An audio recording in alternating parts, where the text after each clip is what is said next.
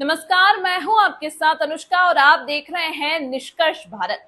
लोकसभा चुनाव 2024 में हर एक वोट बहुत जरूरी साबित हुआ, क्योंकि इस बार कई चुनाव क्षेत्रों में जीत का अंतर कुछ हजार वोट का था। इस बार एक जैसे नाम और चुनाव चिन्ह की वजह से कई वोट कटे।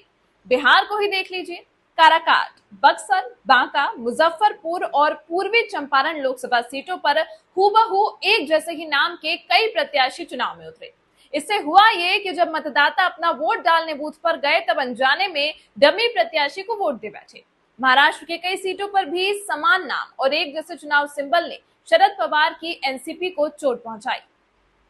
बिहार के चुनाव में हूबहू नामों की बाढ़। बिहार की बक्सर सीट पर कड़ा मुकाबला था। करीबी मुकाबले में राजद की जीत हुई, लेकिन क्षेत्र में चर्चित थी दो आनंद मिश्रा की लड़ाई। पूर्व आईपीएस अधिकारी रहे आनंद मिश्रा को 47,409 वोट मिले और उन्होंने बीजेपी के मिथिलेश तिवारी का गणित बिगाड़ा। इसी सीट पर एक और आनंद मिश्रा खड़े थे, जिनका बस नाम ही नहीं तो पूरा रूप भी पूर्व आईपीएस से मिलता जुलता था।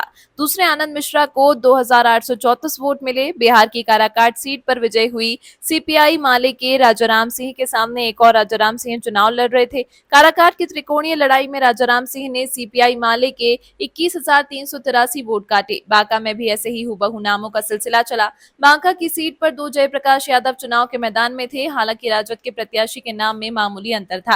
राजद प्रत्याशी जयप्रकाश नारायण यादव इस सीट से 1 लाख से ज्यादा वोटों से हारे।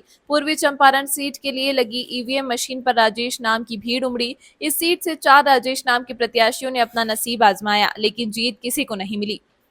डमी प्रत्याशी ने पाए 1 लाख वोट।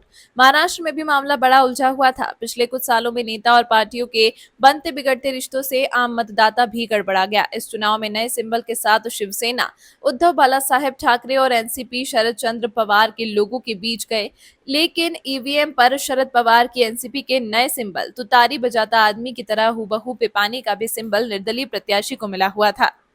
तमाम महत्वपूर्ण खबरों के लिए देखते रहिए निष्कर्ष भारत।